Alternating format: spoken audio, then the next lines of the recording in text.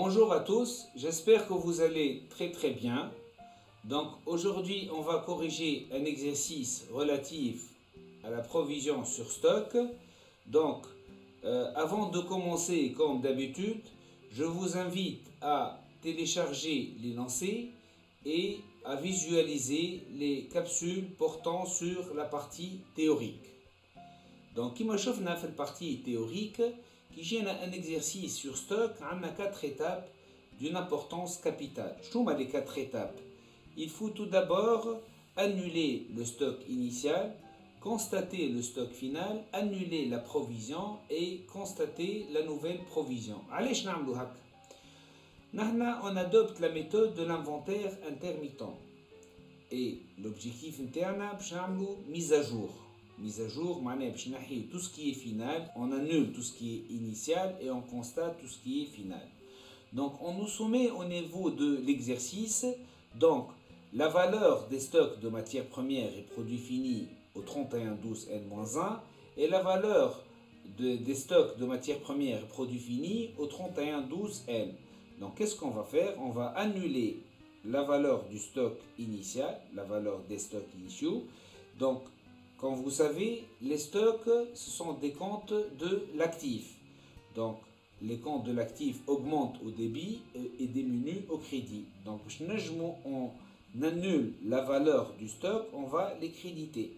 L'année, donc on va annuler le stock de matières premières pour sa valeur initiale. De même pour les stocks de produits finis via le compte variation de stock de matières premières et le compte variation de stock de produits finis. Donc, il y a un stock de matières premières au stock de produits finis ou elle est soldé.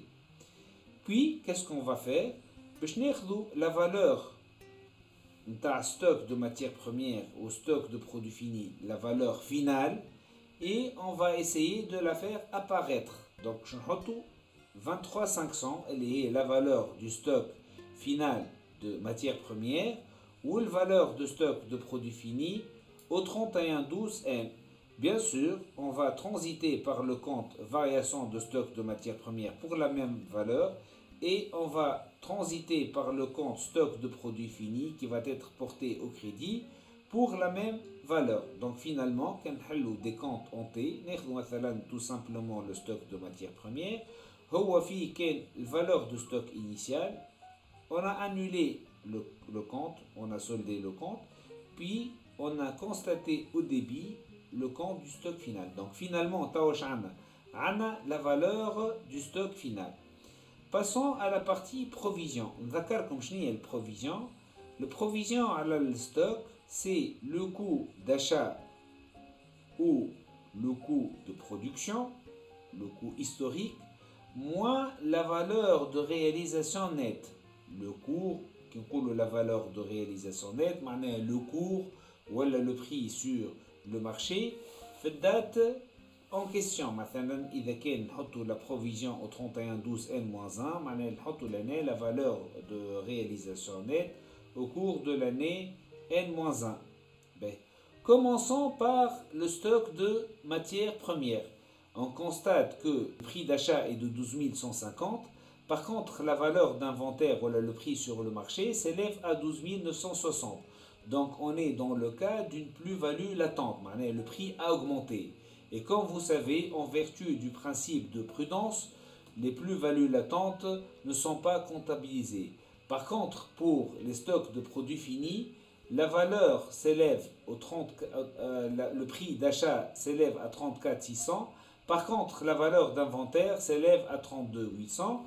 Donc, on est dans le cas d'une moins-value latente qui s'élève à 1800. C'est la différence entre le prix d'achat moins voilà, le coût historique moins la valeur d'inventaire. Par contre, donc qu'est-ce qu'on va faire? On va annuler la provision. De la provision interne. On débite le compte provision pour dépréciation des stocks de produits finis et on crédite le compte reprise sur provision. Comment on a calculé la provision. Donc, le coût de production, le coût d'achat, on est dans le cas d'un stock de produits finis et on a éliminé, on a retranché la valeur de réalisation nette. Passons à la constatation du stock final. Donc, pour le stock final, on va commencer par les produits finis. La valeur, le coût historique ou bien le coût de production des produits finis s'élève à 36 900. Par contre, la valeur d'inventaire est de 38 200. Donc, on constate une plus-value latente qui m'a chauffé la plus-value latente.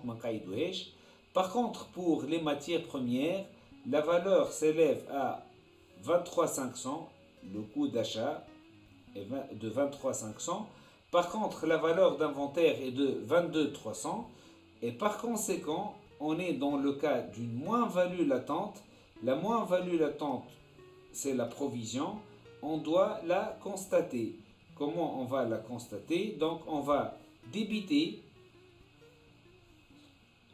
le compte dotation aux amortissements et provisions, comme vous voyez, et créditer le compte provision pour dépréciation pour la valeur des plus-values latentes. Donc, finalement, si on peut faire un petit récap, donc, dossier stock, qu'est-ce qu'on doit faire? On doit annuler le stock initial et constater le stock final, c'est la mise à jour. Et on doit annuler la provision sur stock initial, bien sûr si elle existe, et constater la provision sur stock final. Donc sur ce, je vous remercie et à bientôt.